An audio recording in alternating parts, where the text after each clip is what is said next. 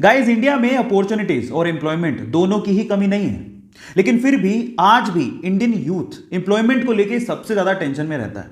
यार, ये जॉब क्यों नहीं मिल पा रही? क्या आपने कभी सोचा है? जो कंपनीज इंडिया में इंडियन यूथ को रिक्रूट करती हैं, उसका इसके बारे में क्या ख्याल है पता है? वो ये कहती हैं कि इंडिया में यूथ की कमी नहीं है, लेकिन स्किलफुल, स्मार्ट, एम्प्लॉयबल यूथ की बहुत कमी है। और जो यूथ स्किलफुल है और स्मार्ट है, उसके लिए जॉब की कोई कमी नहीं है। अब इसको थोड़ा मैं स्टोरी के थ्रू समझाने की कोशिश करता हूं, ध्यान से समझिएगा, जिससे आपको ज्यादा समझ में आएगा। एक बार दो दोस्त थे, एक का नाम था सतीश, दूसरे का नाम था महेश। दोनों ने स्कूलिंग, कॉलेज सब साथ में पूरा किया। मजे की बात यह थी कि उनकी सेम ही कंपनी में जॉब लग गई। दोनों ने बहुत हार्डवर्क किया पूरे साल भर बाद उनका प्रमोशन होना था। तो जिस दिन प्रमोशन था उस दिन बॉस आए। उन्होंने सतीश को प्रमोशन लेटर देते हुए कहा कि सतीश, तुम्हारा प्रमोशन होता है। तब महेश ने पूछा कि सर मेरा? तो बॉस ने कहा कि महेश, आई एम सॉरी, तुम्हें प्रमोशन नहीं मिल पाएगा, इस साल तो कम से कम नहीं मिल पाएगा, वर्क हार्ड। तो ऐसा करके बॉस अपने कैबिन में चले गए। महेश उदास हो गया। महेश सोचने लगा कि सेम स्कूल से किया, सेम कॉलेज से किया, एक साल मैंने भी हार्डवर्क किया है, मेरा प्रमोशन क्यों नहीं हुआ? अब दिमाग पे उस टाइम क्या बातें आती है पता है? भाई, यहां तो बटरिंग से प्रमोशन होता है। जरूर सतीश ने बटरिंग की होगी बॉस की, और उसको गुस्सा आ गया। उसने सोचा मैं कल से नहीं आऊंगा। वो बॉस के कैबिन में गया और बॉस को बोलता है कि बॉस, अब मैं कल से तो नहीं आऊंगा, आई एम सो सॉरी। तो बॉस ने कहा कि क्यों नहीं आओगे? तो वो कहता है कि बॉस, मैंने बहुत हार्डवर्क किया पूरे साल भर, लेकिन मेरा प्रमोशन नहीं हुआ।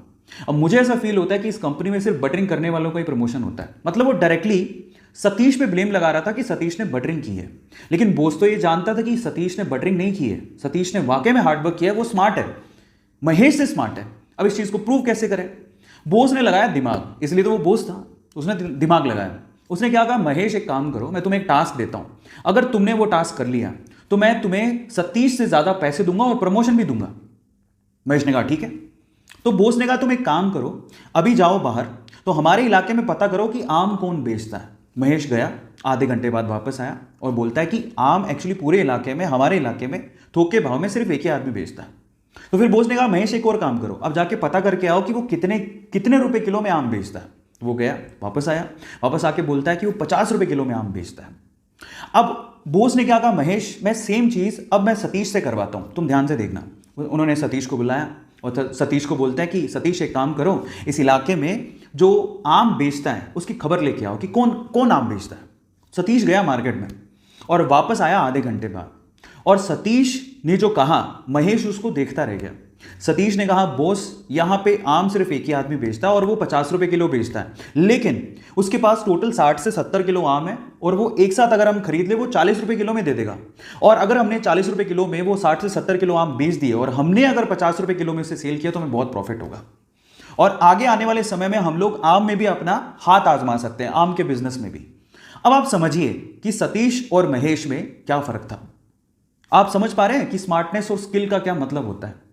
आज का यूथ क्या है ना, सिर्फ इस फिलॉसफी में, ज्यादातर यूथ इसी फिलॉसफी में जीता है कि इतने में इतना ही मिलेगा। जब आप ये सोचते हो कि इतने में इतना ही मिलेगा तो प्रमोशन की आस आपने रखी क्यों है? वो बहुत इंपॉर्टेंट है। मैं हमेशा एक बात बोलता हूं, आप जिस भी कंपनी में काम कर रहे हो या आप जो भी करना चाह रहे हो, अगर वो आपको 100 रुपए देती है ना, तो आप 50 रुपए का काम करके मत दो, आप उसको 200 रुपए का काम करके दो। आप उसको अपना आदी बनाओ। जब आप उसको अपना आदी बना लोगे तो आप जिंदगी में प्रमोशन के लिए या एम्प्लॉयमेंट के लिए टेंशन में कभी नहीं रहोगे। तो अब आपको समझ में आया होगा कि एक्चुअल में क्या मीनिंग है, क्यों लोग एम्प्लॉयमेंट को लेके इतना टेंशन में रहते हैं। सो गाइस, मेरी तरफ से मैंने समझाने की कोशिश करी है। ऐसी अमेजिंग स्टोरीज के लिए यूट्यूब पे हमारे चैनल को सब्सक्राइब कर लीजिए, और अगर आप इंस्टाग्राम पे देख रहे हैं तो मुझे फॉलो करना मत भूलिएगा, और इस स्टोरी को लोगों के साथ शेयर जरूर करिएगा ताकि वो समझें कि यूथ और स्किलफुल यूथ में क्या फर्क है। Thank you so much.